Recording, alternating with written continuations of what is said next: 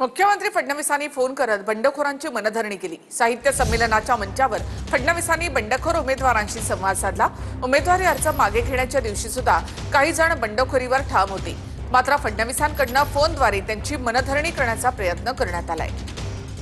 खरं म्हणजे आपल्या सर्वांना माहिती आहे की मी मंचावर बसून कधी मोबाईलवर बोलत नाही, पण आज आपण पाहिलं असेल मी सारखा मोबाईलवर बोलत होतो, त्याबद्दल आपली माफी याकरता मागतो की आज महानगरपालिकेच्या निवडणुकीचा फॉर्म परत घेण्याचा शेवटचा दिवस आहे आणि सगळीकडे सगळ्या पक्षांमध्ये इतकी बंडखोरी आहे की त्या सगळ्यांची मनधरणी केल्याशिवाय ते फॉर्म परत घेत नाहीत।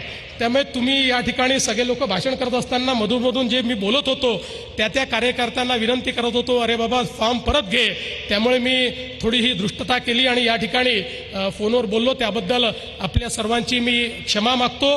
आणि मात्र मी तसा बहुश्रुत आहे, त्याच्यामुळे फोनवर बोलतानाही इथे काय बोलणं चाललं होतं याच्याकडे माझं पूर्ण लक्ष होतं, हे देखील या निमित्ताने सांगतो। बंडखोरी शमवण्यासाठी फडणवीसांनी अनेकांना फोनाफोनी केली। मुंबईमध्ये एकूण 20 बंडखोर आहेत, त्यामधील 14 बंडखोरांनी अर्ज मागे घेतले, तर 6 उमेदवारांची बंडखोरी अजूनही कायम आहे। छत्रपती संभाजीनगरमध्ये तब्बल 69 बंडखोर आहेत, त्यापैकी एकूण 54 बंडखोरांनी आपले उमेदवारी अर्ज मागे घेतले, तर 15 जणांनी बंडखोरी कायम ठेवली आहे। तर नागपूर महापालिकेमध्ये एकूण 15 जणांनी बंडखोरी केली आहे, त्यापैकी 6 जणांनी उमेदवारी अर्ज मागे घेतलेत, तर 9 जण निवडणूक लढवण्यावर ठाम आहेत।